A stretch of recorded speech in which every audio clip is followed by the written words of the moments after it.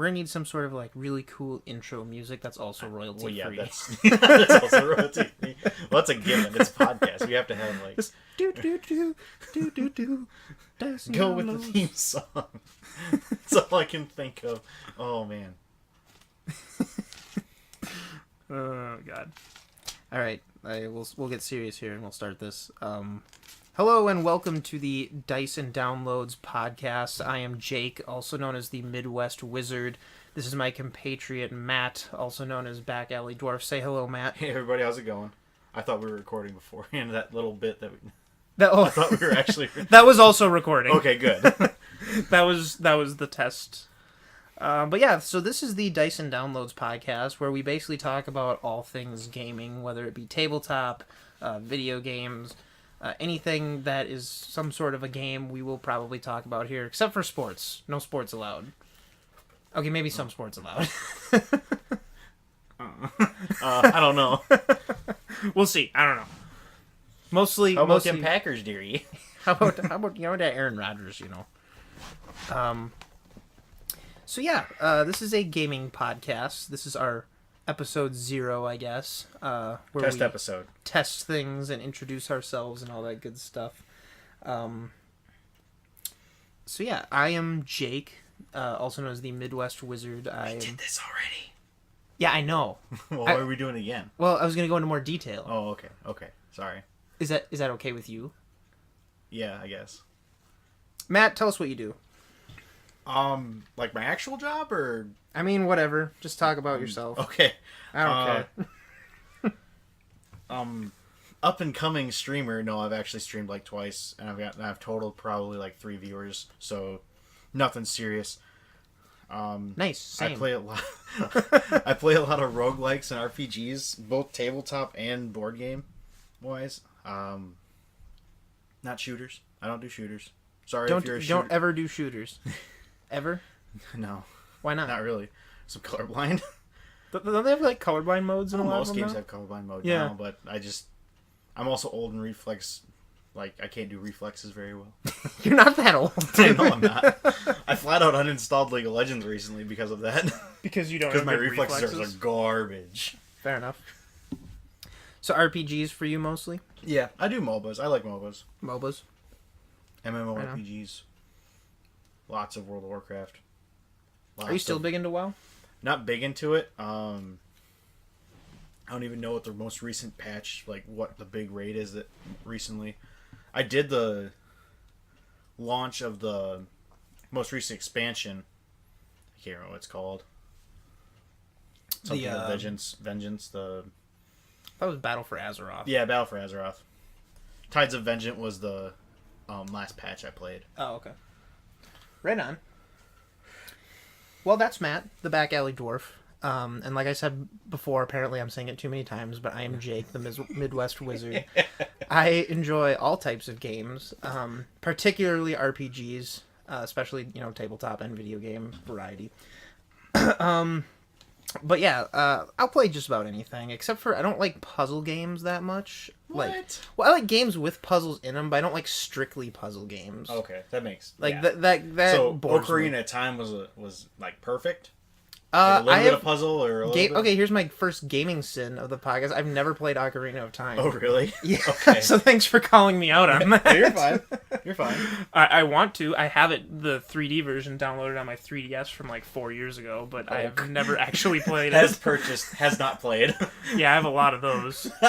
That's my biggest problem, is not having actual time to play games, but that's... defuncting back to games you've already beaten like 10 times. Basically, it's like, I could play this new one, or I could play Dark Souls for the 5th time in a row. Yeah. Same. I could just grind out games on like Arena or something like that. Yeah, right. So yeah, we both are very passionate about games, and we just wanted to bring our passion to the interwebs and talk about all the gaming stuff that we find interesting and fun and the like. We actually wanted to I was gonna say let's touch on some gaming news recently that we found interesting. Just a few little headlines that we could touch on. I've got a couple things written down here. Matt, you wanted to talk about the Fallout 76 DLC? Yes. Because you found it interesting. Tell Tell us about that. So, Fallout 76, we'll call him my father-in-law, I guess. Pre-father-in-law. Pre-father-in-law, whatever you want to call it. He's a huge, huge Fallout fan. Like, through the roof Fallout fan. Cosplays it, everything. He's an older guy, right? Yeah, he's like 58. So he's 58, and he has, like, doesn't he have a full set of power armor? He has a functioning set of power armor that opens up. He gets into it. It closes up. It freestands by itself. It's pretty wild. But he bought me Fallout 76, and I have absolutely zero patience for that game because I did not like it at all. After I saw that the final boss was just spoiler alert. Our the first final spoiler boss, of the podcast. Yeah, the final boss is just a reskin of the dragon from Skyrim. Damn you, Tom Howard. Todd Howard, he's done it again. Sold the Skyrim for the 8th time. God. And I saw that and I'm like, yeah, nope, not for me. But this update actually looks kind of wild. And ironic. Is it a full DLC or is it an update? I don't know. It looks like it's. Because I've got it pulled up here. It says Fallout 76 2019 DLC roadmap revealed. Yeah. This is from denofgeek.com. I'm on the same one. You're on the same one. Yeah. Okay. Like the Wild Appalachia update. And it says it's rolling out in March 12th to 17th. But I don't know if it's actually a DLC or not. Described as a spring update, the Wild Appalachia update will run from March 12th to May 7th. Oh, is this going to be like a limited time window I don't know.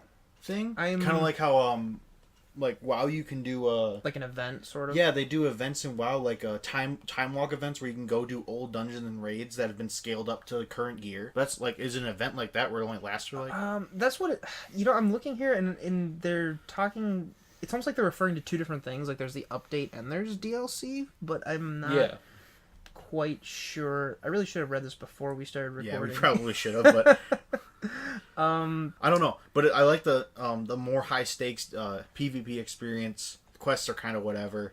Seeing as there's no NPCs in the game, it's just kind of like quests are quests, especially when you have to find holotapes to initiate them or something. Yeah, like that. see, that was a big turnoff for me.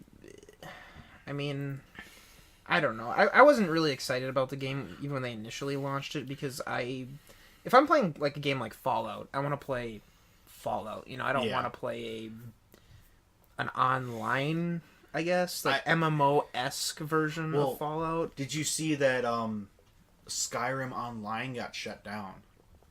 Skyrim Online? Not Elder Scrolls Online. There was a part of the modding community in Skyrim was setting up servers where you could play Elder Scrolls V Skyrim together. See, that sounds awesome. They got shut down by Bethesda. This happened like a month ago. This is old news, but that is unfortunate because see, that's they were the like type this close to having it making it happen too. See, I know they've been talking about that since like the game came out. Yeah. Like people were talking about modding Skyrim to make it a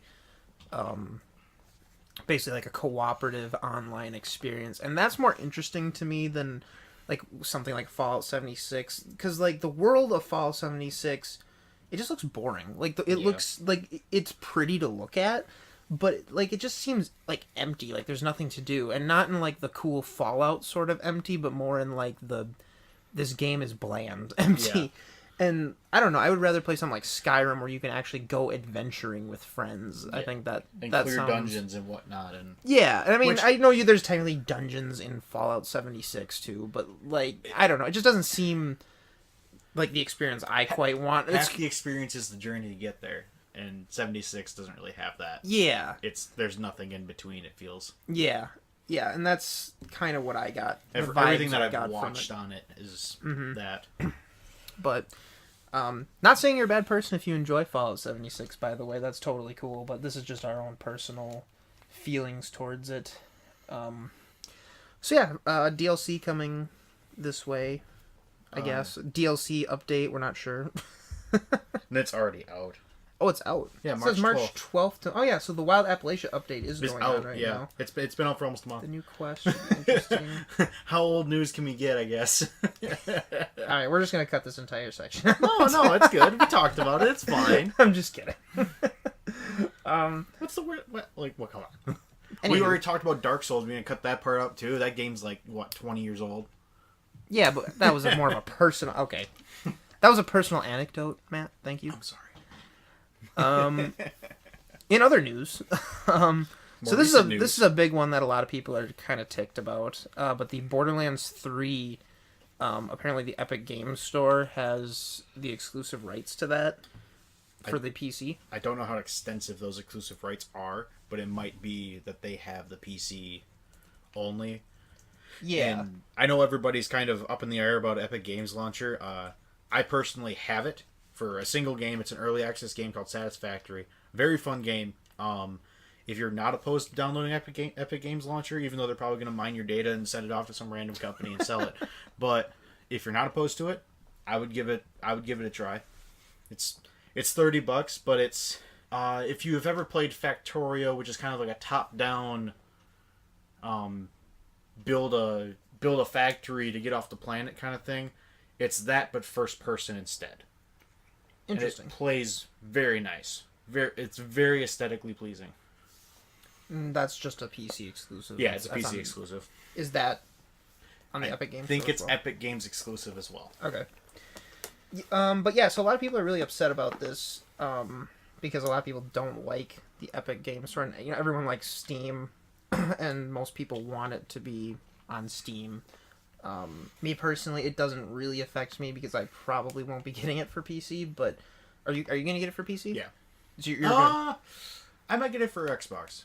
Yeah. I might get it for... That might be the game that I get Xbox and get Xbox Live again, and... Gets you back into That gets me back into Xbox Live. Play with me and Ben. Exactly. Yeah, because we're both planning on getting it for Xbox because we want to play it together. When does that come out? I believe September. I don't know for sure, though. I think it's September. But I don't know. I find it I find it really odd that they would put Borderlands 3 as an exclusive only on one platform like that. I just feel... I'm just trying to check right now, but I want to say Borderlands 2... Yeah, I have Borderlands 2 and Borderlands 1 on Steam. Yeah. Like, That's why I'm saying it's weird, because the other ones were... And I'm guessing the pre-sequel was also on It Steam. probably was. I was just trying to look it up, and I couldn't pull it up. So that's not a for sure thing. I saw a thing interesting on speaking of Borderlands 3. This kind of came with the outrage over it being on the Epic Games Store, but I guess someone who supposedly works at Gearbox posted something. I think it was on Reddit. I don't know for sure or not. I saw it while scrolling through some form of social media. But I want to say it was taken from Reddit, where basically this guy, to summarize, is going on about how Gearbox is not a good company to work for right now. This also came out around the same time that whole thing with BioWare was just released recently, with them being overworked apparently. Yeah. And they're working 80-hour weeks or something ridiculous like that. Yeah. So someone from Gearbox, supposedly from Gearbox, I mean there's no way to prove this, was basically saying the same things going on at Gearbox, and the guy who runs Gearbox has anger issues, and they want him to get anger management courses or something like that. And their working conditions are just horrible. And apparently this is all supposedly. I'm not saying this is for sure real news. It could be fake news, but Borderlands 3 is only going to have a 15-hour campaign, and the rest of its content is going to be geared towards just online stuff. Which is That's weird. Really thin for yeah. Borderlands Well, game. Borderlands is you're looking at around 30 hours. I want to say. Well, for yeah. Not just main quest, but main quest maybe 20 hours. I think I looked it up the other day, on howlongtobeat.com or whatever. I like that website. Yeah. But it the first Borderlands is 30 hours roughly, doing all the extra stuff. But otherwise it's 22 hours. And Borderlands 2 is even bigger. I'm pretty sure. But yeah, it's weird, and I don't know if this is true. I'm hoping it's not true. I'm hoping Borderlands 3 doesn't have just a 15-hour campaign. I feel like that's kind of low for Borderlands, and the fact that they're trying to push more online stuff with it is kind of weird. Well, maybe I would like to give them the benefit of the doubt and say maybe they're pushing a secondary online campaign that's kind of Destiny-esque. Yeah, where it's you need a group of people to continue the story. Mm-hmm. Which you've reached max level now. now the real game begins type of thing. Which, and that would be interesting because, like, Borderlands was, like, the first shoot and loot, wasn't it? Or, like, the first, like, mainstream shoot and loot. Yeah, I want to say it was. And that was, like, before Destiny and before Division and all those games that kind of made it into an online thing. When did Fallout 3 come out? Fallout 3? Yeah. That's kind of a shoot and loot. Well, it's not it's more as of just run and gun. Fallout 3 is more like RPG, whereas like Borderlands is a shoot and loot. Yeah. Like it's a different type of game, really. Oh man, could you imagine if Borderlands initially went with the whole Destiny? That'd be weird if they were the first ones to do that, and that's what Borderlands was from the get-go. Yeah. Well, because that's what a lot of people were saying when Destiny first came out. Like, it was basically like Borderlands, but more online stuff with it. I wonder if they did take the Destiny route and did that. That's what I'm wondering. Yeah, because that's what this guy apparently is saying, who supposedly works at Gearbox, is they're going more that route. Which wouldn't be horrible. Like, I really like the Division 2. I've been playing that a lot recently, and I like that game. Like, I like that type of game. But I don't know if, like, that's right for Borderlands necessarily, because it already kind of is ingrained in this more, like, couch co-op or, like... Yeah. You know, just play with your friends as opposed to, like, playing with randos. I mean, you can play with randos, I guess, in Borderlands, but it just doesn't give off that vibe, I guess, as a serious online game. So, yeah, I don't know. Weird things happening with Borderlands. Weird things happening with Fallout 76. Gaming's weird, man. Like, you cannot... Gaming's weird. Well, seriously, like, you cannot predict anything that's going to happen in this industry. Like, it's just... Weird stuff like that's happening a lot. Stuff that you wouldn't have even imagined, like Xbox Live coming to the Nintendo Switch, like or whatever.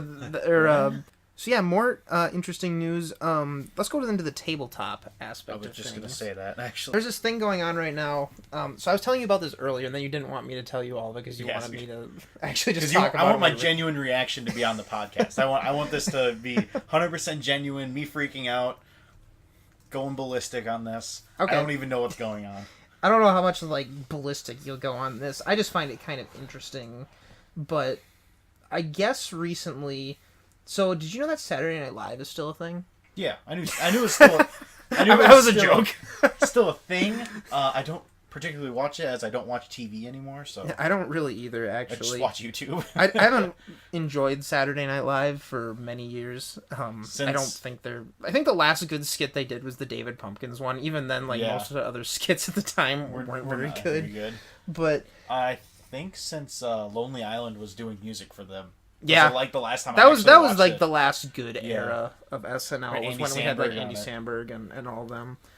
Keenan's still on there. Kenan Thompson's still on there. I think he's just like holding it together, to be honest. Like, he's always been good, but he's the blind man at the front of the train, just still going full steam ahead, can't see the bridge coming out. Yeah, I guess. He just doesn't care, probably. Anyways, so what I was getting at though is they did a skit recently that was I didn't even watch the skit. I don't know what it is. I've just read about it, and apparently it was about D&D. And it was kind of like poking fun at people who play D&D, and I guess like it came across as very tone deaf to a lot of people. Like I'm sure a lot of people were quote unquote offended by it. I'm not sure how offensive it actually was, but it basically was just making people who play D&D seem kind of like just neckbeardy nerds. You know, like the very stereotypical. Like us. Yeah, like us.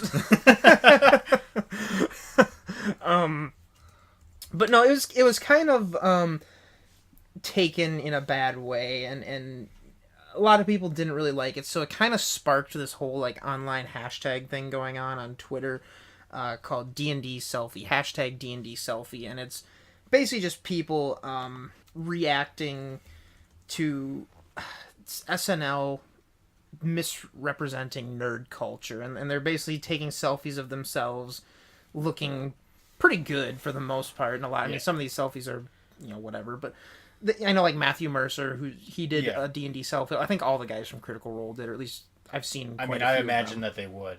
Yeah, and basically it's just them taking selfies of themselves and, you know, saying something inspirational about D&D, and it's kind of, I don't know, like I don't think it's that big of a deal, really. I guess SNL has always been just satire. Yeah. It's satire incarnate, honestly. Yeah. And maybe this is... I mean, honestly, bad on them for being Tone tone deaf to I guess everything. Yeah. That's happened the last 20 years of gaming, of tabletop gaming. Yeah, and it's no longer it's like you don't even realize how big Dungeons and Dragons is right now thanks to 5th edition. Like it is such a mainstream thing now. It's just weird. Like growing out of proportion. Yeah, it's in like everything, and it was a very tone deaf skit from what I understand. I really should have watched it, but I don't really want to. It's what you said. It's some very neckbeardy. Yeah, I see there's some clips of it on here. Square glasses and long hair and kind of like the stereotypical nerd from like the 80s or 90s. You know, that's down in the basement playing D&D. It's like whatever, but like it basically sparked this whole. I hate to call it a movement. Like it's not really a movement. It's just people talking about how they like D&D. But I just thought it was interesting, just because of how much D&D has like affected pop culture, especially just in these last 5 years or so. 5 years ago, or let's say even 10 years ago, would there have been a reaction like that to a skit like that? I don't know. I mean, even how long ago did we start playing? We've been playing D&D since high school, so do we want to get into that? Well, I'm just saying, when we first started playing, we got a 4th edition red box. Yeah, I bought the 4th edition red box to date us, I guess. And we played in his basement, and his dad flat out called us a bunch of nerds. He didn't even say anything. He's just like, "What are you guys doing?" He's like, "We're playing D&D," and he's just like, "Huh." He just popped a beer and walked upstairs. But yeah, it's just weird. I mean, even at that time, D&D was still almost a little bit taboo in the popular eye, and now it's just such commonplace. Are you excited for Saltmarsh? I am very excited for Saltmarsh. I have it pre-ordered. As soon as I saw Amazon had it up for pre-order, I was like, yoink. I pre-ordered that. Boardwalk? I didn't know.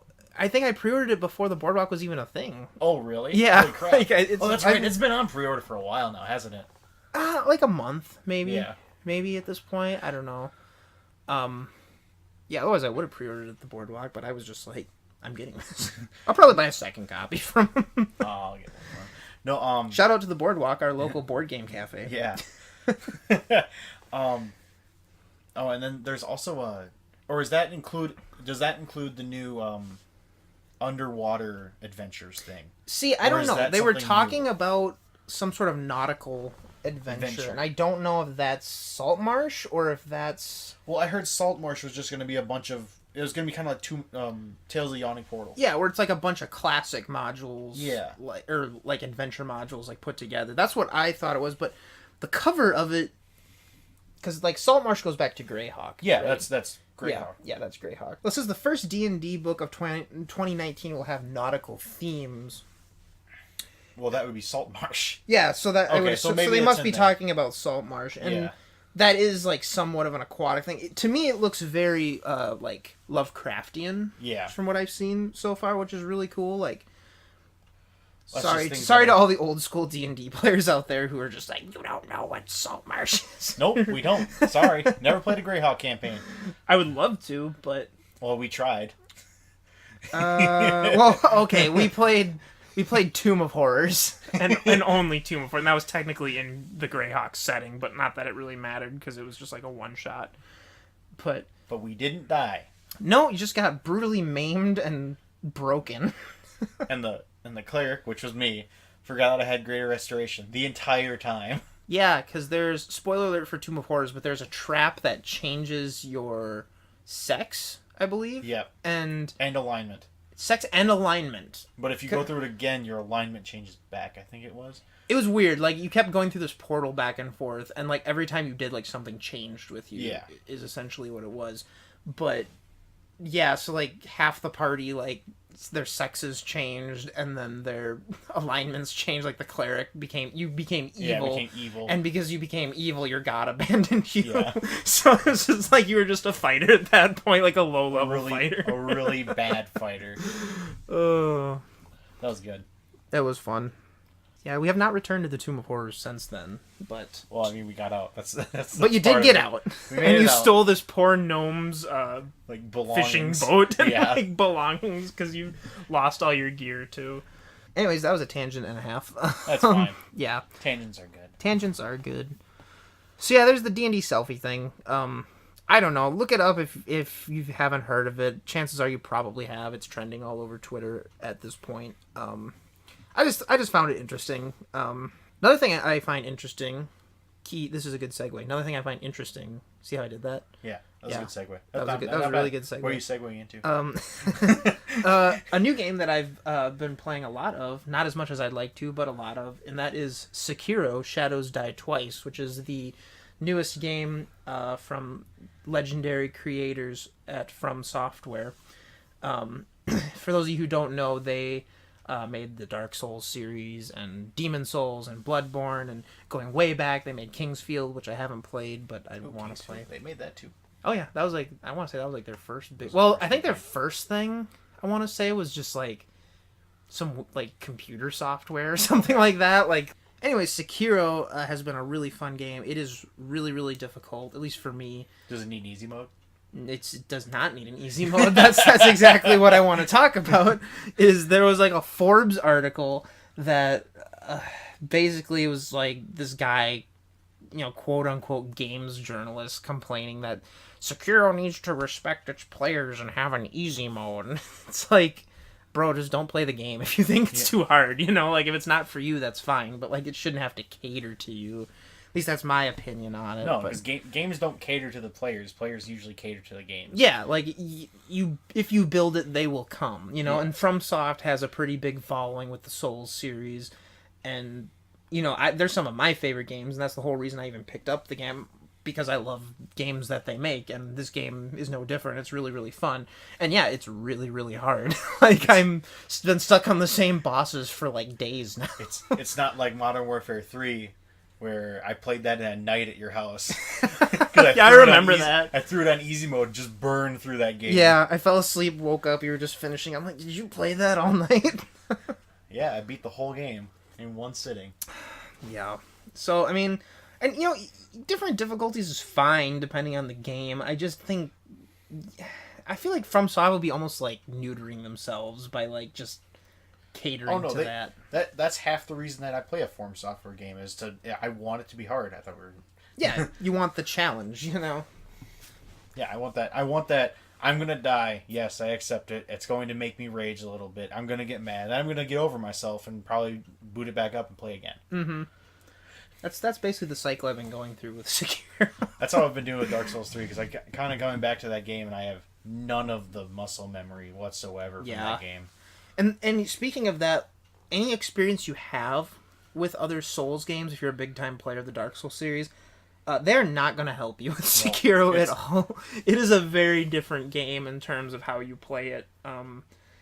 It's really interesting because it focuses, not to go too much into it, but it focuses more on breaking your opponent's posture than whittling down their health. Like, you can basically, for a lot of the boss fights, just ignore the boss's health bar and just focus on breaking their posture, because as soon as you break an enemy's posture, you can basically do like a killing blow on them. And bosses usually have like more than one health bar, and a killing blow will take away one of those health bars. So that's kind of a very basic way to describe it, but it's really interesting. It's really fun. I like it a lot, and I also found it very funny that like literally, I think it was like the next day, or it was like later the same day, one of the two, someone else at Forbes released an article saying, no, Sekiro does not need an easy mode. Which is 100% true. But it's just funny, like, from the same news source, two different people are like, I just imagine them like sitting in the office, like glaring at each other from across the room. No, Sekiro, honestly, everything that I've watched on it is the exact opposite of a Souls game, where Souls is R1 spam, and you beat your opponent down, they'll grind away, and you knock them off guard. Sekiro is more of, you wait for them to swing at you, and it's basically playing a parry game in Dark Souls, which nobody does. I do that. I parry a lot in Dark Souls. Never mind. Well, it's almost like the next evolution from Bloodborne. You haven't played Bloodborne. I haven't touched Bloodborne. No, I love Bloodborne, but like a big part of Bloodborne was how you can parry in that game is it's a very fast-paced timing that you have to do, and they took that idea and I made it even faster in this one. You have to really get good at pairing in order to like break people's posture and break them down in Sekiro. The game's a lot of fun. It's weird playing a FromSoft game that has so much actual story to it. There's actual like cutscenes with dialogue as opposed to like, you know, just like big things growing bigger and then coming at you like it seems like in all the Souls games. This is a lot of like interaction between the main character and NPCs and whatnot. I don't know, it's really good. It's really interesting. I like it a lot. I guess there's another game series that FromSoft did a while back. The series is the Tenchu series, Tenchu Shadow Assassins, action adventure stealth video game series originally developed by Japanese developer Acquire, where the player assumes the role of a ninja in 16th century Japan. And apparently FromSoft worked on, I don't know if there's one particular game they worked on or all the games or whatever, but they worked on that game series, which is very similar to how Sekiro is, where you're like a stealth ninja. Yeah. Does this have any Assassin's Creed vibes to it? Honestly... Yeah, no. A little, like... It in terms of it being a stealth game, yeah. I guess. Well, like, yeah, that's any stealth game. Yeah, I mean, I wouldn't particularly, like... name call... I wouldn't call it Assassin's Creed necessarily as like a big inspiration for it or anything like that. It's very much its own game. I haven't really played anything quite like it, which is cool. Like it's unique. Something new. Yeah, basically, it's not just something retreaded. But yeah, I don't know. Sekiro's cool. I like it. You gotta get good at it. I gotta get good at it. Everyone's gotta get good at it. That's basically all there is to it. That's FromSoft. That's FromSoft in general. Get good. I heard something interesting the other day. A lot of people don't like the phrase "get good." They think it's kind of degrading to say to someone. Really?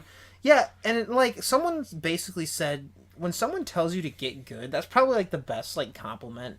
Not necessarily a compliment, but like one of the more encouraging things someone can tell you, because what they're saying is when you say "get good," is I want you to like better yourself so you can enjoy this game. This is basically what "get good" is saying. You know, it's like get good. You know, you'll be fine. Yeah, it's I see it as a practice. Like someone's telling you good, like you need to practice. That means there's something in the game that you need to practice, whether it's parrying or your attack timings or learning what the symbols mean. Because I still don't know what half the symbols in Dark Souls 3 mean. Like all of a sudden a bar pops up and I don't know if that's toxic, poison, curse. I don't know which one it is. You'll usually figure out pretty quick. But yeah. Or bleed. Or bleed. Oh, bleed. Bleed is rough. Undead Settlement, bleed. Those guys with the saw blades. Oh, yep.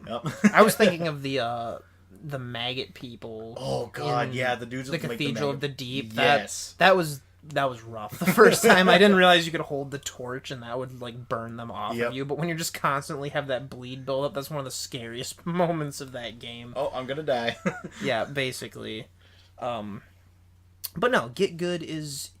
Those of you out there who don't like that phrase, accept it as someone telling you. I think this is also kind of one of those things where it is and was a meme that's kind of distilled down to. It's almost like we're passing it off to the next generation of gamers, kind of so to speak. We're really young. Don't get me wrong, but compared to like all the kids out there playing Fortnite, it's kind of like in the Dark Souls community, quote unquote, don't get triggered by this, leveling decks is gay. That's what they say. There's actually no like negative connotations about it. It's just a meme. It's just literally a meme, and you can honestly build whatever you want in Dark Souls, and no one's gonna care. No, but like it's a meme, so like people have to say it. You know, Or like strength faith builds are just a bunch of dummies. Or like right. Like, or strength gang. It's like. It doesn't matter. Strength Dad. Yeah. Giant Dad. That's what it is. Yeah. Giant Dad. I love Giant Dad. Yeah, no, like it's just a meme. You know, it's not anything to get offended. There's a viable build in everything in Dark Souls, with the exception of Resistance. If anyone builds Resistance, come on, guys. Oh, Resistance. It's like, do you even want to have fun? Talk about grinding. Yeah, right. Gosh. Yeah, I peak at like soul level 210. What is wrong with you? It cost me like 40,000 to level up, but it's all right. It's fine. 40,000 is actually not bad. I've just been flat clearing the Undead Settlement for the last like 10 hours. Don't worry. Why? I don't even think is Resistance even in Dark Souls 3. I think Resistance was Dark Souls. I think it was only. Isn't Dark Souls 1 was Resistance? Because Dark Souls 3 has... It's weird, they changed it where, like, Vigor is your health and Vitality is your load weight. Load weight and... No. Vigor is your load weight. Vitality is your health. No, you're right the first time. Vigor is your health. I'm pretty sure. Because I thought it was weird. I'm like, they should have kept and now we're going to get called out on our first podcast because we can't actually get our facts right.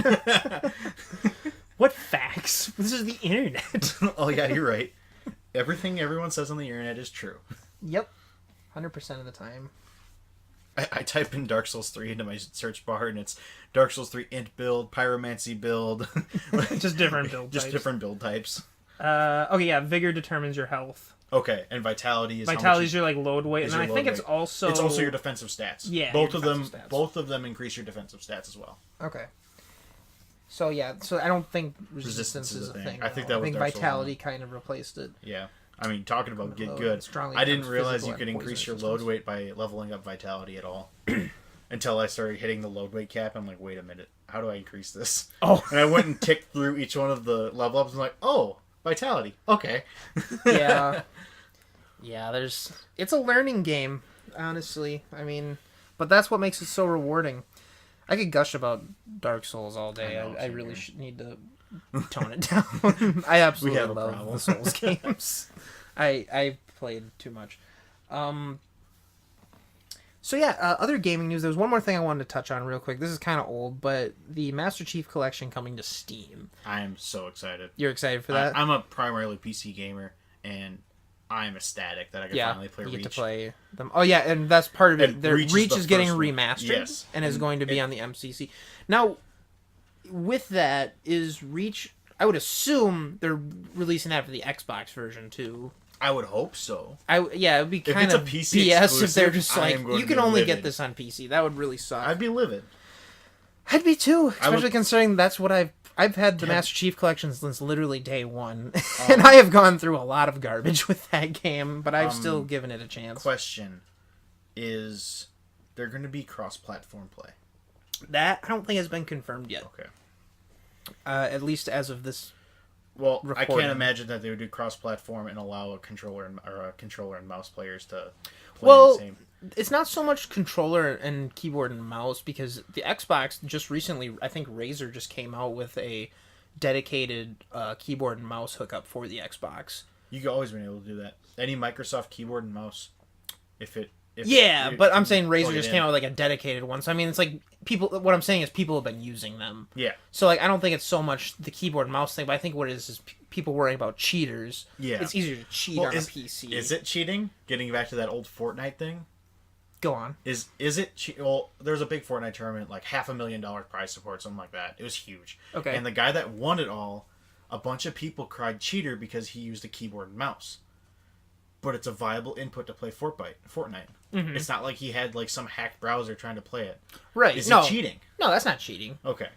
And that's not what I'm saying either. I'm saying like you can mod easier on a PC than you can on an Xbox. Oh, yes. That's what I'm getting at. And people are worried that, they're going to be able to cheat and mod on a PC cross-playing with Xbox. People, they're going to have an advantage. Yeah.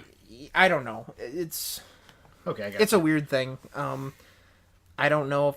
I think it's cool. I mean, like, I'm in a lot of Halo groups on, like, Facebook and whatnot, and people are just, like, gushing over it coming to Steam. So excited. And they're, like, super excited. And, like, I'm happy for them, but I personally am, like, I've been playing this game for years. Like, I don't care that much. I primarily play consoles, so... I mean, I didn't really even play very much Halo, but I played a lot of Reach. Mm-hmm. And Reach getting a remastered is kind of like, yes. And then it's like, I can play Reach remastered on a PC. Sweet, I don't have to go and dust my old Xbox off and finally turn it on again since Red Dead Redemption.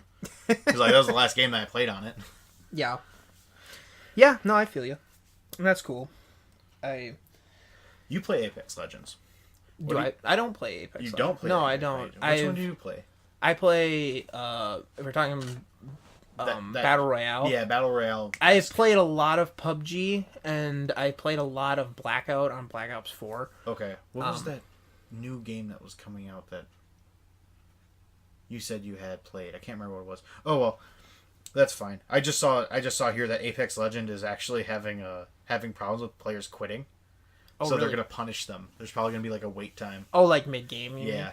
That goes back to like Halo 3. Yeah. That was a big thing in Halo 3. Bungie would punish you big time for quitting. out Like, a if game. you quit, I think if you quit so many matches, you actually got like a small ban for a while or something like that. Jeez. Like, it was weird. Like, it was like a day. Like, you can't play for Like a an 24-hour hour or ban. something. No, I mean, 24-hour bans. I mean, there were bans for other things, but I want to say like quitting games used to get like you couldn't play for like a half hour or something like that if you quit too many games in a row or something. They would ban your IP for a half hour. Yeah, or something like it was weird. Like, and they kind of quit doing that in later games, I think. But they were like that very strong for a while. Like Bungie used to be. I don't know if it was so much Bungie or if it was Microsoft or who was really. I want to say it was Bungie, but they were very in control over their matchmaking system. Like they were very harsh on people. Speaking of Bungie. Destiny 2. When they released it for PS4, there's an exclusive exotic weapon that you can get just for the PS4. Okay. Apparently, recently, PC gamers have been able to get their hands on it. And they're not supposed to. No, it's a PS4 exclusive gun. So And does that go into the whole cheating aspect again? Well, like, I don't think it's cheating. I think they're just getting it off of mob loot. Yeah, the Wave Splitter. Exotic transfer rifle is one sweet piece of firepower. I bet it is. Looks pretty cool. I don't play Destiny. It looks cool though. Yeah, So- I played the first one for a bit, but I never like finished the main like campaign content for it. I always thought it was cool, but I just couldn't really get into it as much as I'd hoped I would. I know a lot of people were frustrated with Destiny 2 because wasn't a lot of It got accidentally slipped into their 2.21 patch notes for it everyone. got slipped in. Yeah, it accidentally got slipped in, and they plugged the leak, and everyone that got it, they can't equip it until September when it goes live for everyone. So it was a timed exclusive. Yeah, it's a timed exclusive. Okay, that makes more sense because Yeah, it accidentally got slipped in. man, this whole thing with PlayStation getting all these like Destiny exclusives before Xbox, I feel is just like Bungie being really salty towards Microsoft. Oh, I wouldn't doubt it for a second. And I just like that's fine. Like if you didn't like Microsoft when you were with them, but I guess the way I look at it, and I'm not a part of Bungie. I don't know what went on, there when they were with Microsoft and when they split during Halo 3 or whatever. It just seems to me that like, yeah, okay, you're sticking it to the company, I guess, a little bit by being all buddy-buddy with PlayStation. But it also feels like you're kind of like spitting on all your fans, because like all your like main fans were primarily Xbox players. Yeah. They were playing Halo because it was such an amazing series. And what does it get them in the end? Nothing, Like, nothing. really. Yeah. Like, I mean, I don't know, brownie points with PlayStation Sony, players, I guess, with Sony. I don't know, like Which is kind of whatever. So it's like, and now I see Bungie split with Activision recently. Like within the last few months, they had a split with Activision, so that was interesting. So it's starting to seem like, can Bungie just not get along with publishers? Like what's going on here? I mean, having a hard time. I don't know. Activision isn't exactly an amazing company, from what I understand. I mean, No, they're not. yeah, they're an amazing publisher. They just keep milking their cash cow, Yeah. which is World of Warcraft. Oh, that's right, because Activision owns Blizzard now too. Yep. Yeah. Well, they have a lot of cash cows. Yeah, they do. Call of Duty. Yeah.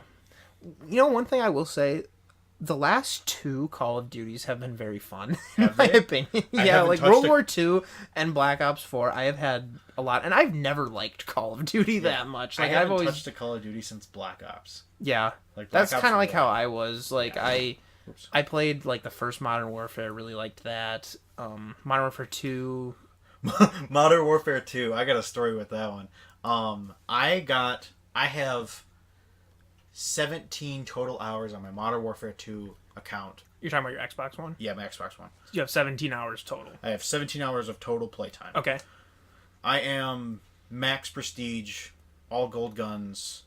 Oh, I know what happened. When Yeah, I got into that lobby with a couple friends of ours. yeah, I remember that because I'm like, what happened to you guys? You're just like nothing. Nothing. Just max We everything. just max everything, gold everything. So what was that? Someone basically just like gave you a hack, or No, we were playing a matchmaking. We randomly got in, mm-hmm. and we just randomly got into the matchmaking tool to do it. Like we randomly paired up and got in. I guess I don't follow. Like, So what happened was when you died, Mm-hmm. if you died, you auto prestiged Oh, just for being in that for lobby. being in the lobby. Oh, You okay. died- But were those lobbies put up by like hackers, or were they? Yes. Okay, Yes, yeah, they were. that's what I'm wondering. Yes, it has Okay. to be the person. How we looked up how it worked, and the person that hosted the lobby has to be the hacker, and they can. It had to do with something like they ran it through their computer. They ran the game through their computer, but how it worked was you died and you had a friend in the lobby with you. Mm-hmm. You would die, go out, prestige quick. They would re-invite you to the lobby, get you back in the game, and they would go and die, and they would and you did that 90 Okay. times. And how did you get in this lobby? Did you just get It was invited, or random you just got matchmaking? Random matchmaking. And the people there were just like, "Hey, and the prestige pe- with yeah, us." Yeah, hey, prestige with us. And we didn't understand why people were like dropping grenades at their feet and killing themselves.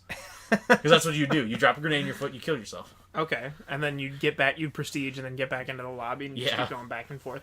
Wow. It was wild. It was a good time. I remember when that happened. I remember. God, I miss those days. Just like late night, just Gaming. old school gaming. Can't do that now. It's anymore. old school. No, I can't because I gotta get up for work. Exactly. It's just school. School is different. You can sleep and just get yelled at sometimes.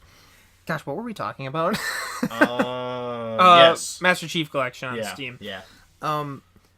Yeah, I mean, I think it's cool. I think it's great that I think it's kind of breathing life into Halo again. I think with the announcement of Halo Infinite and then this going forward, people are starting. Zero desire for Halo Infinite. What? Yeah. Did you watch the Nope. teaser? I haven't watched anything. Oh, watch the teaser, man. Okay. Like, seriously, I've watched that teaser like 100 times by now. Like, it's the most beautiful thing I've ever seen. Like, it's so good. Okay, fine. I'll watch it. Yeah, I mean, okay, like, it's like a big nostalgia bomb because they brought back, like, the Halo 3 theme and Never played Halo the 3? old... You never played Halo 3? We've played Halo 3 We together. only played Halo 3 like online. I never played the campaign. Oh, Halo 3 is so good. Or 2. Or Combat Evolved. I didn't play them. I played Reach. Well, you're going to have to play through all of them now that it's coming to Steam. You have no excuse. Yeah, you're right. That was my excuse all the way through high school for any kind of game related. Is it on PC? And I pushed my glasses up, kind of nerdly. All you played was WoW, though. I know. Is it on PC? God. Yeah, I played a lot of World of Warcraft and Minecraft. Fair enough. Hey, that reminds me, you still play with your buddy Warpig? No, I do not play with Warpig anymore. I play No? with Terran though. That's the end. That's the It's other end one. of an era. No, I'm still playing with Terran. Who's Terran? Some guy Warpig invited or introduced me to. Oh, really? I don't talk to Adam at all anymore. Oh, okay. Just bad blood between you, or No, what? I just stopped talking to him. He didn't have anything pertinent to say, I should say. I see. Like he kind of turned into Well, that's One how of those online people. friends are. yeah. No, I'm friends with Terran on Facebook. Oh, well, I that's stopped cool. and saw him on the way here from Washington when I drove. Really? Yeah. Oh, that's It's cool. like, hey man, I'm gonna be in town for like a day or two. That's awesome. You want to hang out? He's like, yeah, let's get a beer. Dude, I love stories like that where people, like, make friends with other people online that live, like, across the country, and then, like, Like actually, they eventually meet up, and it's just, like, kind of like this cool thing. I don't know. I think that's really cool. Like, that makes me just have, like, hope for humanity, I guess. Like, when I see the internet can do good things like that and not just, like, piss people off all the time. But, no, that's really cool. So I guess that's all the news I really wanted to cover. Like, that was all the stuff I had written down. Was there anything else you wanted to talk about? No, I'm just I'm actually like flipping through PC Gamer right now, Just seeing if there's anything like wild going on. Uh-oh. Rumors about the next Dragon Age sparked fears that'll be another Anthem. I liked Anthem. Like, a lot of people are like complaining about Anthem, and like I know it's not like a perfect game, but I had a lot of fun playing through just like the main story. Me and a buddy we played through the whole thing together, and I mean it still had that like BioWare charm of like good characters and good, well written dialogue. I liked all that. I haven't played any like post game content with it, which is what a lot of people really want out of those type, because that's also like a shoot and loot type of game as well. But I have honestly no idea what the post game is like. Like I stopped after I beat. I'm like, well, that was fun, and I moved on to Division 2. So I'm playing that instead. Oh wow, AMD did a layoff. Sounds like they're all going to Intel. That's funny. Oh, I thought AMD was like the way to go now. Like everyone's like talking about how like the what are their new cards called that are like really really big? I'm not an AMD person. I do Intel. I do Intel as well, or that's what at least I have in my computer that I never play. But I'm an Intel player. But that's just, and that's not even like personal preference. That's just been instilled in me by my mom, because Really? she always bought Intel, and she's like, "This, you always get Intel." oh really? Yeah. Your mom did that? Huh? Yeah. Your mom doesn't even play games. Like she just No, she does what do you call it? She's tech support for her company. Oh really? I didn't know. She's their on-site tech support. Oh, so by the way, Ryzen was the card or the CPUs I was thinking of, the AMD Ryzens. AMD Ryzens, and which is basically like really good CPUs that aren't that as expensive. You know, like they're really like, undercutting Intel. I thought that was why they were kind of like the way to go now, but you're still pro Intel, huh? I just am not in particular because my cube. Remember my cube? That yeah. was The cube AMD. was great. That was AMD. Do you still have the cube? It's in my parents' basement. Is it still scorched from like bursting into flames? Probably. Let's see. Changed the motherboard on it 3 times. Changed the graphic cards twice. All because of overheat issues. Because I didn't have the case just not have the case good... was too small. Too small. It was too small to fit a full size video card and a full size processor. I was trying to shove an ATX into a micro ATX case. Oh, It barely fit. that's hilarious. Yeah, my rig I don't even use much anymore. I'd like to, but I was telling you this before we started recording. My problem with PC gaming is I'll like start to play and then I'm like, I don't like the way this looks, and so I have to like adjust things, and I have to go into my graphical. Yeah, I get like for some reason I don't get this way when I play on console because I think I can just accept that it's just gonna look the way it's gonna look. Yeah. But when I think like, could this look better when I'm playing on my PC? What do I need to tweak? I spend more time adjusting settings than I do actually playing games, and I don't like that. I don't want to spend any time doing that. I run into the same thing with playing Fallout 4 and Skyrim on the PC, where it's, man, this would be great if I could have a mod for this. Or, man, this would look so much better if I had the proper texture. And you spend more time installing mods than you do actually playing the game. I would spend days researching and installing and doing a load order for a mod, like a setup that I want to play in Fallout 4, and I'd play it for 3 hours, like, man, this is fucking boring. I just super undercut like what all this work that I did. I'm like, this is stupid, and I'd uninstall everything, fresh install. And I'd start picking and choosing mods again, and then I'd go and find the compatibility patches and do that. And I would do that for hours. Mm-hmm. Yeah, and that's another thing. Like, you know, mods are fun, but like, once again, I run into that issue too, where I spend more time playing with mods than I do actually just like enjoying the game and playing the game. And yeah, I guess you could argue that you're still enjoying it with mods, but there's something that's just nice about just putting in a game and playing it. I don't know. I'm kind of old-fashioned, I guess, that way. I'm also anti-digital games, so say what you will about I got me. a question for you. Okay. What was your favorite Fallout exit the vault? Moment? Like out of all the like startup moment, like first time you gain control of your character, like or not first time you gain control of your character in the real world moment in Fallout. Any of the Fallout games.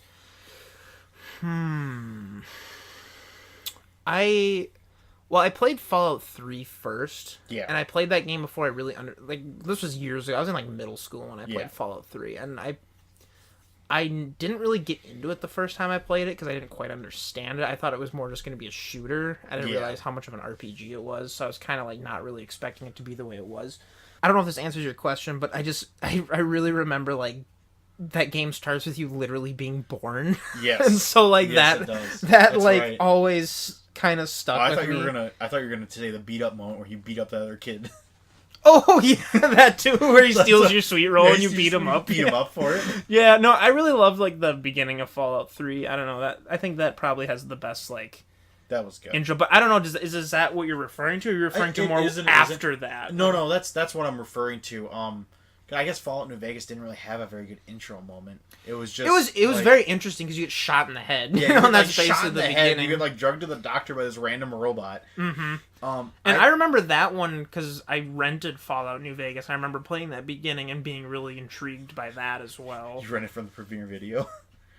Either Premiere Video or Video Plus. I don't remember which one. one. Of the two. Oh, I miss Premiere Video.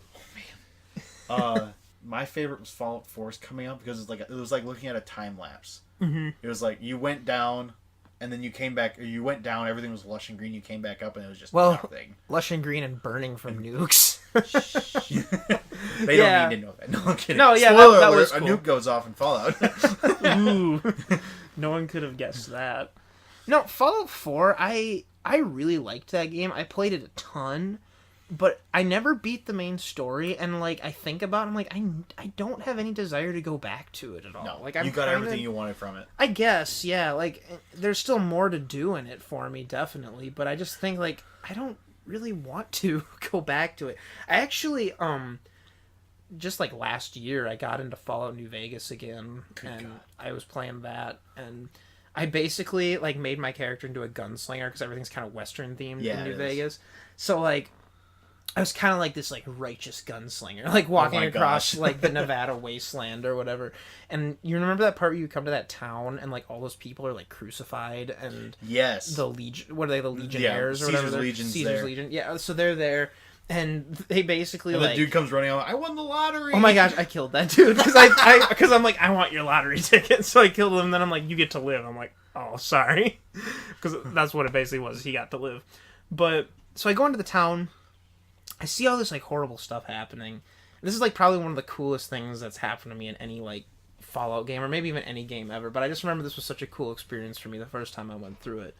But like go into the town, see all this like horrible stuff, find some dude who's like beaten up in this building, help him. And then I go out and I see these guys, and it's just like me facing off against like 10 dudes that are like well armed. And the leader comes up to me, he's like, "You're gonna tell everyone what you saw here," and I'm just like.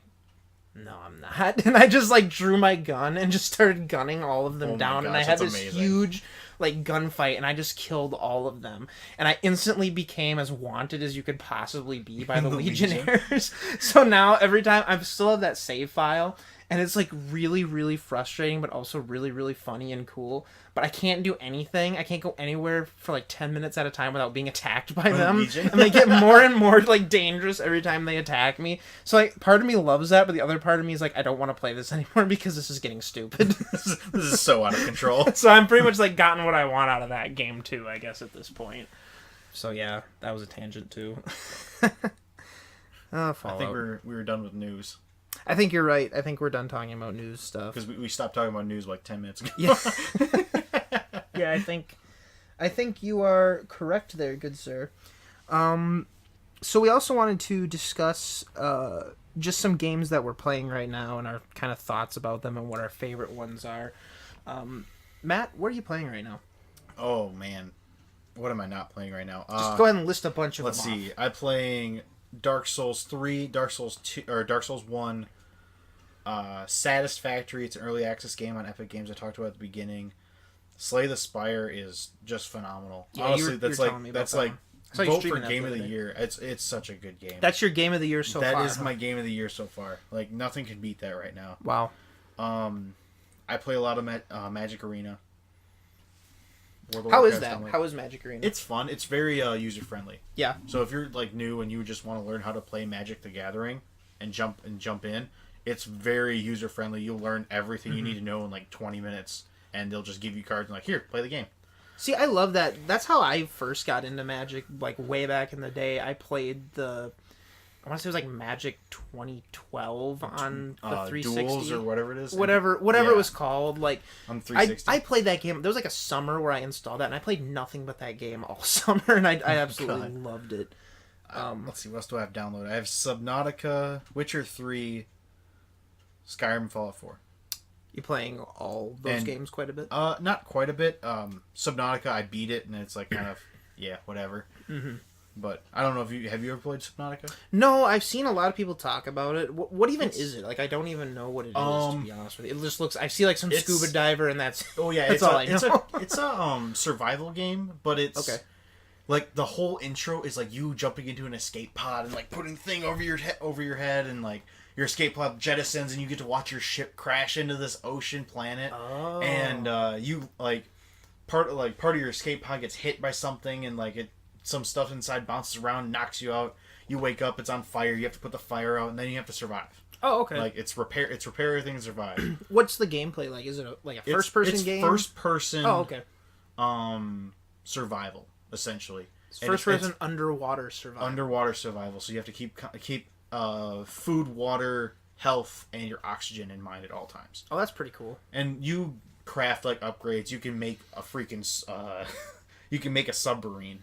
Like towards the end game, you make a full-fledged submarine. That's awesome. But there's like all this like alien wildlife that you have to fight or constantly contend with and stuff like that. And you make like this walker suit that you can climb inside. It has like torpedo arms and stuff like that, so you can fight all these crazy animals and stuff. That actually sounds really awesome. It's a great game. Anything I've ever seen for that game, I've just been kind of like, eh. But what you just described to me, I'm like, I need to play that. It's got a base building aspect. Like you can build this big underwater base, and it can have like special vehicle base for like some of your vehicles that you can get in the game. That's cool. It's really so. Is it fun. kind of like free roamy, or is it level based? It is free roamy, and there are designated zones in the area. You cannot differentiate the zones with the exception of the foil or the foliage inside of it and the fauna and all the creatures that are running around. Okay. Interesting. And it's got this crazy, like, I won't say it's like an end game boss like, but they call it a Leviathan class monster. It's called a Reaper, and those things are terrifying. I can imagine. It's a couple 100 feet long, just a single tail with these big claws that come out and around its face, God. and what it does is it grabs onto you and eats you. Spooky. And it grabs the vehicles that you're riding and eats them. That sounds terrifying. Yeah, it's amazing. Dude, underwater stuff is just scary in general. So that does sound just like beating horrifying. the game is not. It's like finding out why you got shot down and why you're stuck on this planet. What all happened? Like it's Fallout 76-ish because there's no NPCs. It's just you. Mm-hmm. But you're like finding data pads of other escape pods that got out and they've broken up or something like that. And you find like data pads and it tells you who was on board and what was going on. It's a great game. Fantastic. That sounds awesome. Probably one of my like highest rated games that came out last year. Which they're coming out with a new one, which is same scenario, but it's like a half ice, half water planet. It's called Sub-Zero. Oh, that's cool. Is that a full-fledged sequel, or is it a I don't know. expansion? It's just an alpha right now. It's in playable alpha. That's about it. Oh, okay. Sounds cool. So what else are you playing? That's about it. That's Slay about the it? Spider. Slay the Spire. Yeah, tell us about Slay the Spire. I know. Slay the Spire is a roguelike where it's room to room. You have resources and stuff like that, but it's not your only resource really is your health. But it's not your conventional roguelike. It's more of a deck building game on top of that. There's 3 characters you can start as. There's 3 layers to the spire, and the layers can have up to like 15 floors on them, I think. And each floor, as you work your way up the spire, has different challenges like enemies, or it can also have like loot rooms and stuff like that, or relics that are hanging around. And you start out as a character, and you get a deck of 10 cards, and these cards have block or damage on them. And you're trying to block incoming damage from monsters and kill them at the same time.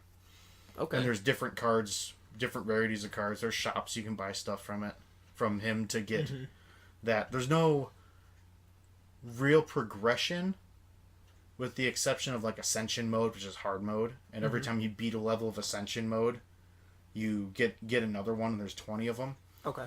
It gets really hard at level 20 Ascension. Okay. Yeah, that sounds really unique and really interesting. Like, it's not your run-of-the-mill whatever. Like, someone took an idea, combined it with another idea, and made something completely new, sort of. It's out there. It's a great game. There's so much replay value. You can sit down, and a run takes about 30 minutes. If you're going, it takes about 30 minutes. If you're taking your time, 45. but it's really easy to sit down and play like 2 runs and then like, okay, yeah, I'm good for that now, and you can go off to the next thing or do whatever. I'm not a very focused gamer. I like to jump around too, so So it kind of fits your. it fits perfect. Okay. Oh, I guess I do have League of Legends downloaded, but I thought you said you uninstalled it. I think that's just the icon. Yeah, it is just the icon sitting on my desktop. Yeah, I installed that. How do you still have the icon? I think I just deleted the folder and I still have the shortcut icon here still. Oops. Oh well. So you're never going back to League of Legends? I probably will. Just an abusive relationship. It's so bad. Always getting sucked It's just back because in. the people that play League of Legends are so toxic. Yeah. It's like the Overwatch community where it's like if you're not good, you're bad, and if you're bad, nobody wants to At play least the people who like are vocal in the community. Yes. Like yeah, that's what I should say. The people that are vocal in the community or people that you're playing with that are negative towards you or they have nothing good to say, they're very vocal about it. And that's just online games in general. It's just usually That's why toxic. I'm a single player gamer. I am too. Honestly, I lean more towards that, unless I'm playing games with my friends. Yes. But I'm not big on like doing games with randos online. Like World of Warcraft isn't as bad. World of Warcraft is. I've met some nice people in World of Warcraft. Yeah. Honestly, that's a pretty good one. Like, Yeah, and that's a I haven't really even solid played a place. lot of WoW, but I've made friends. I think MMOs in general, you can just meet people on there, and they're usually pretty cool. I had some friends when I used to play the Old Republic quite a few years ago that I made on there, and we used to be like, "Oh yeah, we'll be on tomorrow night or whatever, and we'll play." I think that's great. Maybe it's just like more competitive games, I guess, are kind of like that. And even like. It's hard to say. Basically, you got 5% of something is enough to, if that 5% is loud enough, you can just view everyone like that, and that's just a problem with the internet in general. Yeah. But whatever, it's cool. We won't worry about it. We'll just die a bunch in Sekiro and call it good. Same. Yeah. Sounds good. So that's everything you've been playing right now? Yeah. What about you? What have you been playing? Oh. Mr. Controller in hand. It feels good, man. It does feel good. I've had to use a controller for Dark Souls and Dark Souls 3 because have you ever tried to use a keyboard for that It's trash. It literally doesn't even work on Dark Souls 1 unless you get the mod to fix it. Yes. Yeah, no, I've played a lot of good games this year so far, both old and new. Only April, dude. I know, right? It's cool. Like last year and this year, there's just been a lot of good games coming out, and it seemed like we were almost in a drought period for a while, at least for me personally, where I was just not into a lot of the new games that were coming out, and then we started getting flooded with some really good titles. How fast did Let's Go Pikachu and Let's Go Eevee fall off? Yeah, I liked Let's Go. I never even beat it though. Honestly, you didn't? No, I never. I know you played it a ton. I farmed my team is level 80 minimum right now. Mm-hmm. I farmed Rhydons. Oh yeah. Once you get your catch combo up to 60, you get 20k experience per Rhydon. It's ridiculous. That is ridiculous. And I know a lot of people are treating the Let's Go games as just normal Pokemon games. They're doing shiny hunts for it. You can watch a lot of streams where people shiny hunt. I think that's cool. It's a lot easier than actually Let's Go. It is. Because you can just look for it. You don't have to. Right, and you get that catch combo going. I don't know, isn't it aren't your odds just straight up better? Yes, in Let's Go as well? after a 30 catch combo, your odds are the best that they can be, and I think it's 800. 1 in 800. 1 in 800, Wow. and then you can get the shiny charm and have it. So it's 1 in 400. That's ridiculous. It's 474 or something like that. That's after your catch combo 30. That's nonsense. Yeah, it's crazy. And then your catch combo also affects how many spawn in your area too. It increases the spawn rate of that Pokemon. Oh yeah, I have seen that. Yeah, and yeah, I've watched a few people. It's super easy to shiny hunt in Pokemon Let's Go, which is making people kind of turn off from it because it's so easy. Mm-hmm. Which I think is kind of the whole thing with Let's Go in general is it's more of a casual game. Oh, it's a very couch oriented game where it's not you're gonna sit there and grind. Only a few more long months until Sword and Shield. Yep. Oh boy, I can't wait for that. Sorbo for the win. Going for Sobble, you mean? Or Sobble, or whatever his name is. I was originally Sobble, and I'm leaning towards Score Bunny. I don't know. You're gonna go with the firefighting type. Round 3. I've got my fingers crossed for Fire Electric, but it's probably That gonna would be so cool. But yeah, Fire Electric would be sweet. That's what I'm hoping for. But that would be so dumb. What are you? Quad? Are you quad weak to ground? You might be. Yeah, I think so. Is Fire weak to ground? Fire's weak to rock. Fire's weak to rock. Is it You're right. Weak to ground? I'm not sure. No. But rock type would wreck you because doesn't rock have the resistance to lightning? Rock has a resistance, but actually no. Rock's just like normal resistance to normal electric. But yeah. how many rock types are rock ground? That's the thing. Yeah. A lot of them are. So that just like a rock ground type. Or at least if you're talking Gen 1, like almost Gen every 1, rock all of type them was is rock. also dual type with Yeah. ground, I think. Anywho. Anywho's it's what I'm playing. I'm playing a lot right now. You have this game over here, Outward. What is that? Oh, this? Yes. I'm not even playing this yet. This came in the mail today, but I wanted to talk about it because it just looks so cool. This game was hard to find. At least, Really? like, to get a physical copy of it. Because it's available... Okay, so let me back up for a second.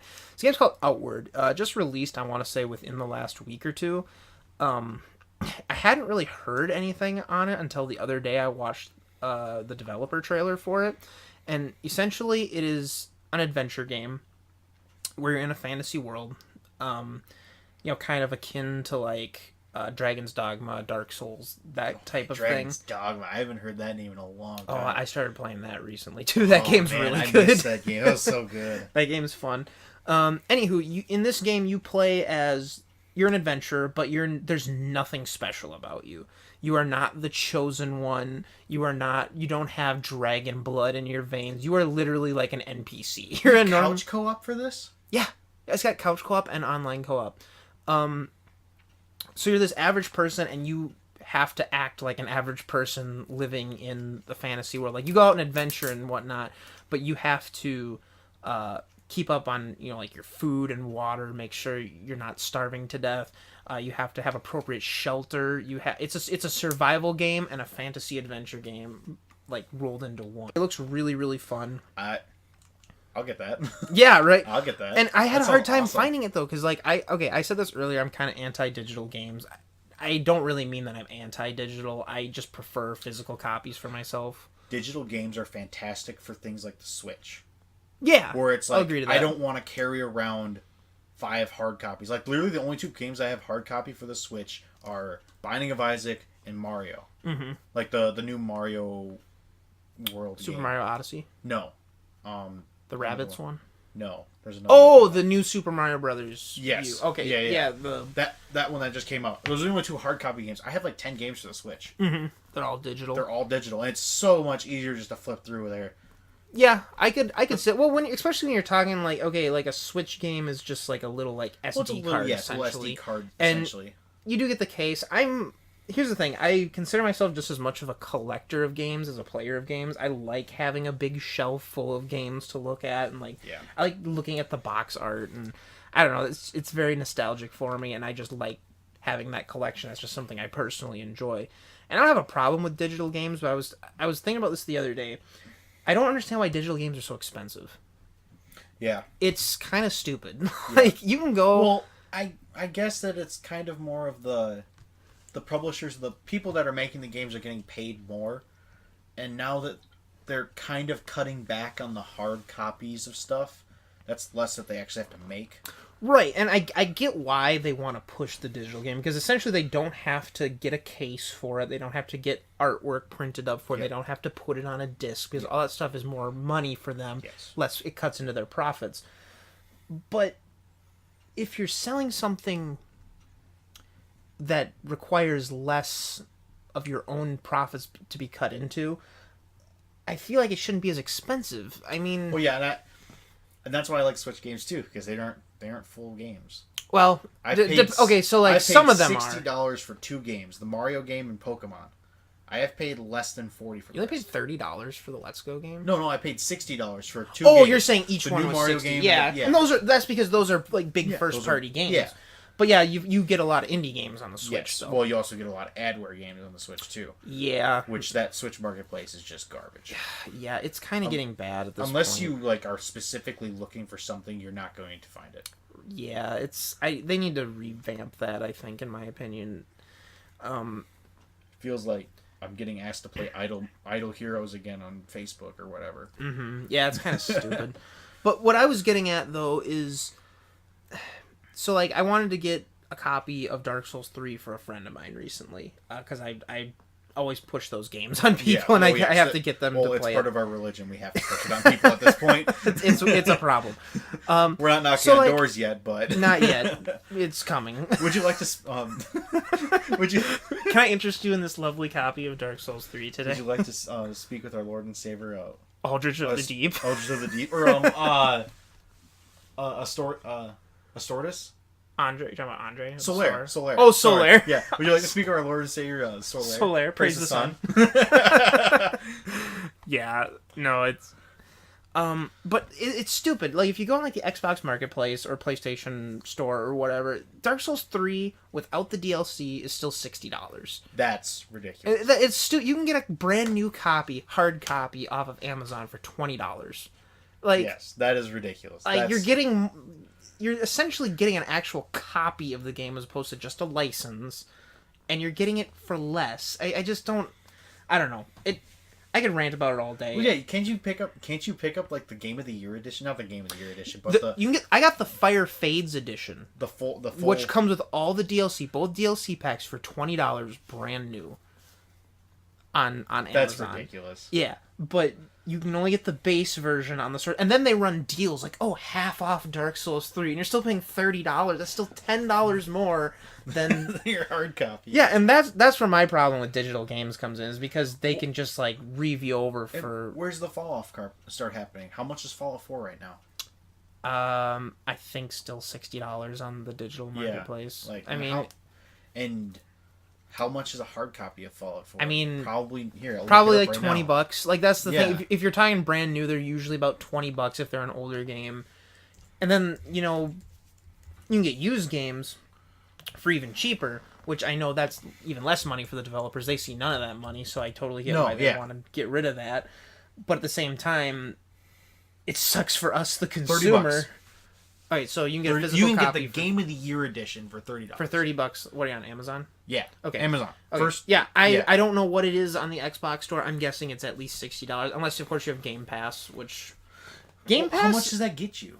Game Pass? Yeah. What does Game Pass get you? Game Pass is actually pretty cool. You get like. I don't know how many games are on. There's a lot of games on Game Pass right now. I haven't been on like live for Xbox in like 6 years. Like, since I joined the Navy, I haven't been on live for Xbox because so you're a little out of there's the loop. no way I could. Well, I think Game Pass is actually great for people who are just getting into gaming. Okay. Both of my sisters each got an Xbox One for Christmas. An Xbox One Slim. They were doing like a sale on it, and my parents got them each an Xbox One. And Game Pass is perfect for them because they have nothing. They have no games right now. Yeah. But with Game Pass, they pay $10 a month, and they get like a ton of great games to play. Oh, and, really? Yeah, and it's actually a pretty decent service for someone who is new to gaming or just doesn't have the fundage to like get a big collection going. I think that's great for them. It doesn't really appeal to me because you have a rack of games. Yeah, I already have most of the games on Game Pass. Yeah. And on top of that, like I'm still a stickler for the physical copy. I just like having it. But anyways. So yeah, that's my little rant about digital. Digital physical versus physical. Yeah. I still haven't gone into what I'm actually playing right now. Yeah. No, you haven't. Well, that's because I was like, well, what's this? yeah, because I had Outward sitting here. No, I'm planning on playing that later tonight, hopefully. I think that's going to be a lot of fun. But no, what I am playing right now, I mentioned this earlier, I'm playing Sekiro. Yes. That is fun and frustrating. I do like it a lot. It's a good time. Good. I'm also playing The Division 2 quite a bit, and I really, really like that game. Like, a lot. Like, it is... Is that a shoot and loot as well? Yeah, it's shoot and loot. You didn't play the first one at all? No, I never played. On top of not being on Xbox Live for the last 6 years, I've been very out of the loop for the last 6 years. I'll put it this way. I didn't play The Witcher 3, probably the most groundbreaking open world RPG of its time, for a year until after it came out.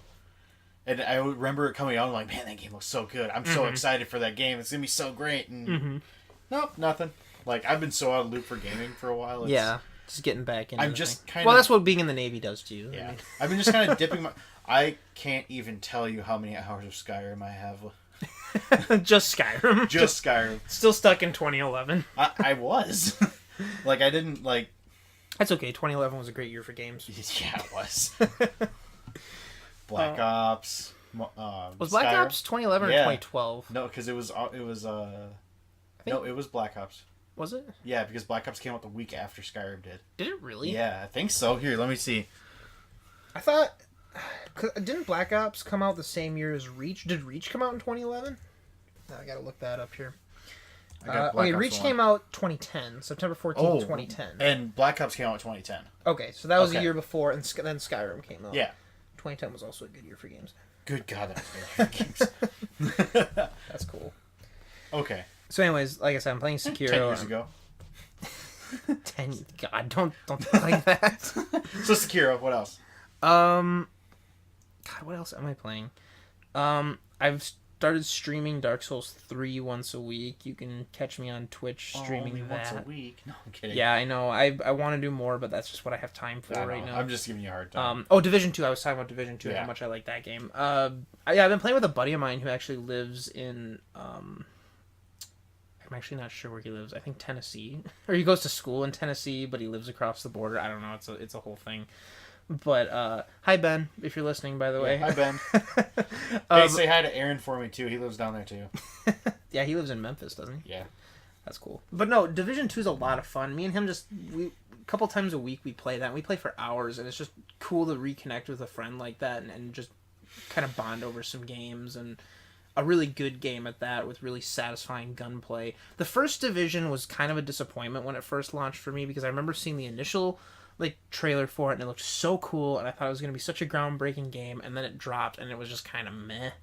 Oh. So I traded it in hard, and because I was upset. Like how Crisis 3 was for us.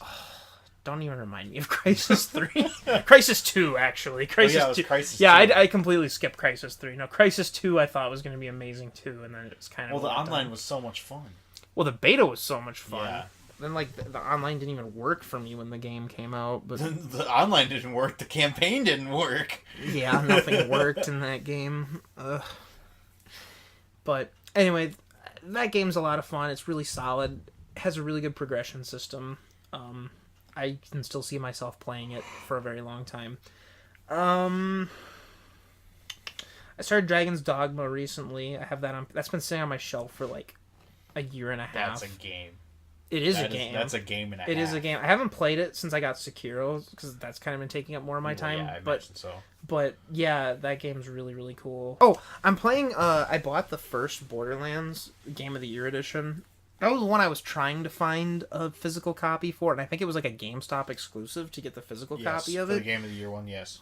And my local GameStop didn't have it, and it was out of stock online too. It must have went quick. So I ended up having to bite the bullet and get a digital copy of that. But I've been playing that game a lot, because I haven't played that since probably it first came out. I have a copy of that.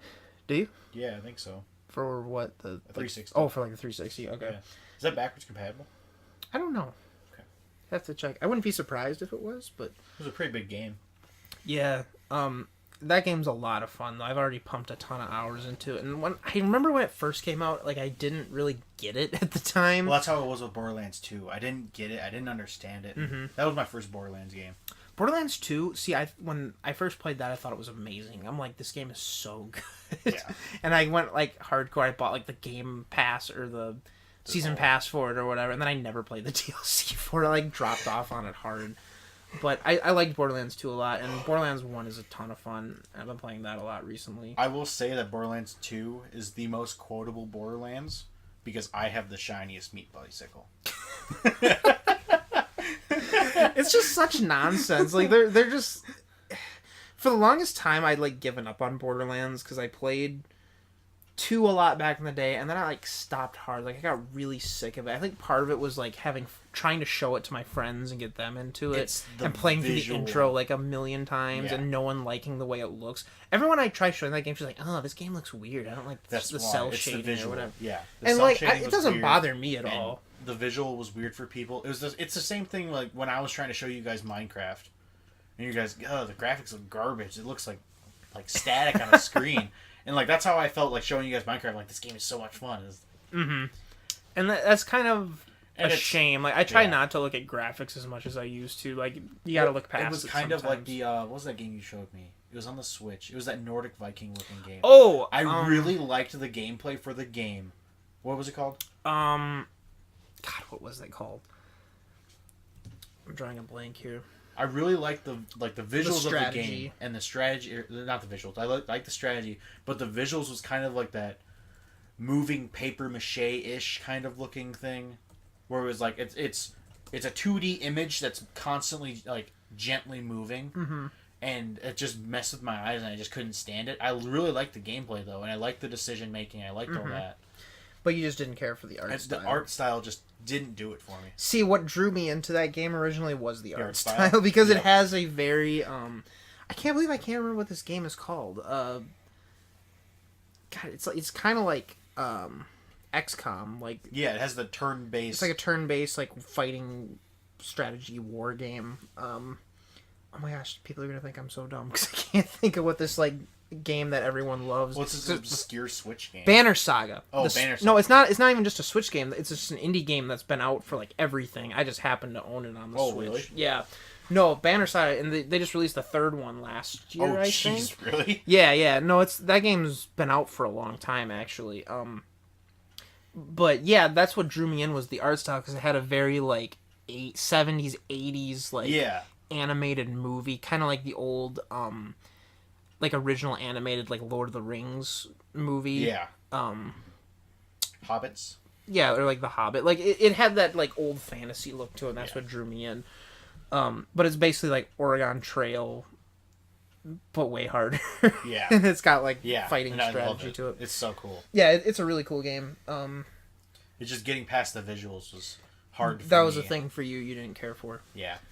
Yeah, and it's understandable. Like if you have to look at something and while you play it for like hours on and you don't like the way it looks, it can kill it for you. Like I totally get that, but bringing it back around, that's probably the reason why I didn't finish Borderlands 2, because I like you, I just kind of hard dropped it after I completed the first area and just dropped the game because I couldn't get over my computer couldn't actually handle it at the time.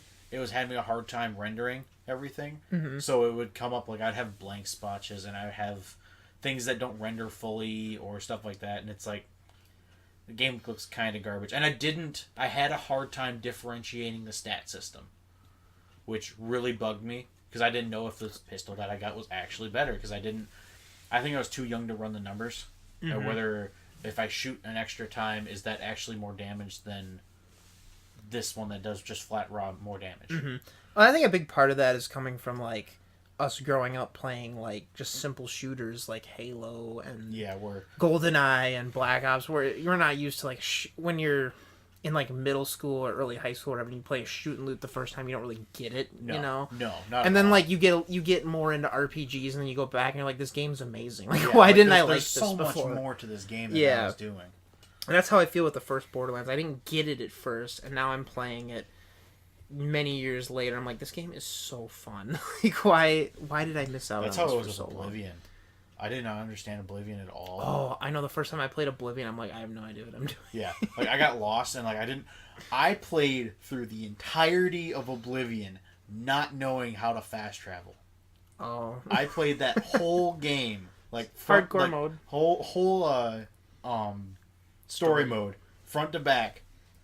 No fast travel. Did not understand how it worked. Wow. All I knew I could do was set waypoints. So I just set a waypoint and run. Isn't the fast travel button right next to the set waypoint button? No. If you click on icons that you couldn't fast travel to, it would automatically set a waypoint. And if I already knew how to get there, I would just run along the road. Oh, I see. So I never. It's like the most like shameful thing about a game that I have. I just didn't know how to fast travel in a game that like almost requires fast travel. Wow. I didn't play any of the DLCs like that. Well, at least there was that. And it's so weird. Like I played like Mass Effect, and I instantly took to Mass Effect when I first played that game. I love that game. Mass Effect so much. That was my first Xbox game. Was it? Yes. That's when I awesome. purchased my Xbox 360 for my first 360, that was the first game I bought for it, and I had to have my mom come inside and tell me that I could buy it.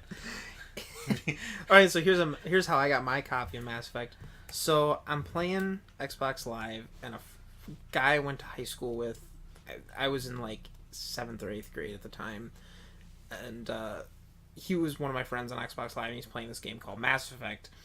And I was just like talking to him in an Xbox party. I think I was probably playing Halo or something. I'm like, so what's that game about? And he's like telling me all about it, and the way he's describing it just sounds so cool. It's like, oh, you can be like a sniper, you can be like a soldier, and you can use these like biotic powers, and it's like you have like this crew, and you're like in charge of it. I'm like, this sounds awesome. Like it wasn't even like that. This sounds awesome. I was just literally intrigued by it. So I'm like thinking about this game, and we're like going on vacation, and while we're on vacation, we're in like this. I think it was a Sears. Oh, like, God. yeah, it was a Sears Jeez. in like this town. We were just like shopping at this town, and like let's go into Sears. So I'm looking around Sears, and I wanted to get this game called Wheelman. I don't know if do you know what Wheelman is. No, I've never heard of it. It was a game for the Xbox 360. It was like a game starring Vin Diesel. Oh God! It was like a kind of like a Grand Theft Auto clone, no. but you were the Wheelman, and you're basically like this driver. It was kind of like a Fast and Furious was it type like thing. driver games for PlayStation? No, well, kind of. Or It was like Grand Theft undercover Auto. cop? Okay. No, Grand it was Theft like Auto. you might have been an undercover cop. 'Cause that's I how can't- Driver was for PlayStation.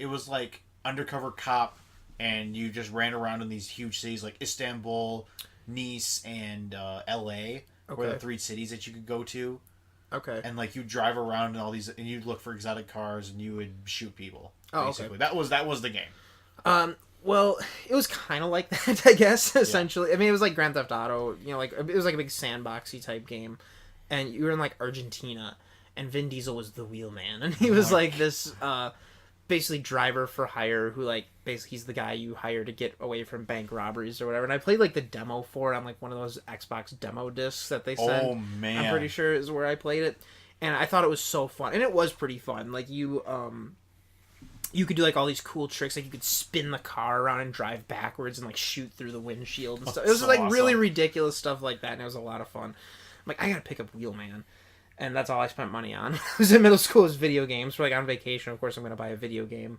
You know, I can't play it until I get home. But you're so excited to get home. Yeah, right. It's like I just have something to look forward to when I'm done with vacation. So I picked up Wheelman. It was like $60, brand new game, right? So I'm gonna get Wheelman, and then right next to Wheelman is sitting Mass Effect, and it's $20, and it's because it's already been out for a while at this point. And I'm like, oh, that's that game my friend Justice was telling me about, and like, oh yeah, I've got Justice 20... was a Mass Effect. Oh, okay, never mind. Yeah, no, Justice got me into Mass Effect. Yeah, right.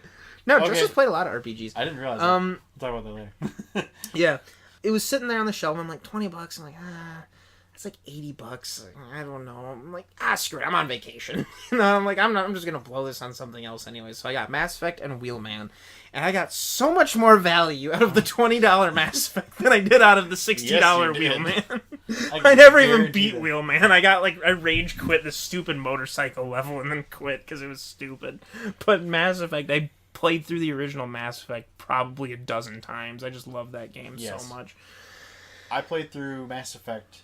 That was my first purchase. I got that. I was like, yeah, Mass Effect. This is so awesome. My copy of Oblivion that I have is rated T for teen. Really? Oblivion is an M-rated game, but after they put it out, initially it was rated T. And Really? yes, it was initially rated T, and then the review, ESRP, ESRB, the people that rate the video games came back later and they're like, yeah, this is actually an M-rated game. So I think I've there are heard that copies before. of Oblivion out there that are rated T. And yours is rated And T? my copy is rated T. Do you still have that? Yes, I do. That's awesome. I also have the Game of the Year edition that comes in the little metal box. Oh, nice. Mostly because Aaron wanted a copy too. But when I bought it, I took it to the counter and put it on the desk because it's rated T. I could buy it. I was like 14 or something like that, or 15. I could drive. I drove there myself, and I threw it on the counter. And the lady behind the counter was like, it was when that chick was working at GameStop. Okay. And she looked at it and she's like, can I see your ID? I'm like, why? And she's like, oh, it says I have to check. Okay, and I just handed her my ID. That was the first time I've ever bought something that I was not supposed to because of my age, and she didn't give a. She didn't. Like, well, it care. says T on it, so It whatever. says T on it, whatever. That's funny. That's really. I funny. paid like $10 for it. It was like a used copy of it. That's awesome. You played a lot of Oblivion. I played a lot of Oblivion. See, so I played what I a was lot actually of Mass Effect too. yeah. I played a lot of Mass Effect. I have not played Andromeda yet, and I'm probably never going to. Don't. You can skip it. It was a pretty big fine. disappointment. I'm sorry. No.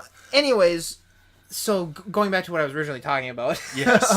I played a lot of Mass Effect, and then I'm like, someone's like, oh, you should try Oblivion, and I played it. I'm like, I don't get this game at all. This is not like my kind of. I like more story-driven, character-focused type of games, like Mass Effect was, where Oblivion's more like open world sandboxy with like really dumb dialogue and really dumb awful NPCs. dialogue Like, options. and I'm just like horrible wandering pathing. around getting killed by wolves. I'm like, I have no idea what I'm doing. Like, Horrible I didn't get pathing. that kind of RPG. I played Mass Effect and I kind of like skimmed over the RPG parts of it and focused more on just like shooting things. So I wasn't in full RPG mode. So then years later I picked up Oblivion again at like way after Skyrim came out and played that.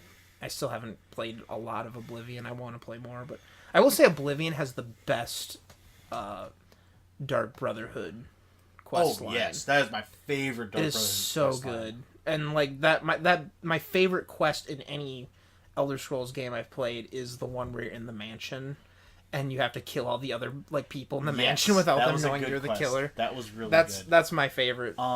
My favorite Elder Scrolls quest has to be the quest chain after you try and drink with the dude at the bar in Skyrim. And and then it's like the Hangover. You're married to someone, and like it was like the Hangover. Mm-hmm. Favorite quest line. That one is that was funny. amazing. That is good. Most hated quest: the Stones of Benezia, the Stones of the Crown of Benezia. What's that one? That's the one where you had to find the 24 stones that don't have any markers around them throughout Skyrim. I don't think I've ever even bothered doing that one. I've done it once. I had to do it with a mod. That was the only way I could do it. It was so hard. It sounds stupid. I think my least favorite quest was just... The only reason I hate it is because it was in my quest log forever in my initial playthrough of Skyrim, and I never did it, but I think it was like Secret of the Crimson Nirnroot or something like that. Oh, yeah, we have to collect 10 red Nirnroots. Yeah, and I just, I never did it, and I never cared to do it, but it was in my quest log. I'm like, I hate this quest. I want to just delete this from my quest log, but I couldn't, because you can't. Nope. I hated that about Skyrim. I wanted to just, clear out quests to make my... That you knew you weren't going to do. Yeah. Ugh, good times in Skyrim. Do you have it for the Switch yet? I do not. No? I have not played Skyrim while pooping yet. You're missing out. Something I can't say for Pokemon. Well, I think that just goes without saying. Though, handheld games and all that. Oh, man. So, yeah, I don't know. I guess, out of all the games I'm currently playing, my favorite... It's kind of a toss-up between Sekiro and Division, just because those are the ones I'm really focused on right now. If we're talking games I've played this year, though, Resident Evil 2, the remake for Resident Evil 2 is so good.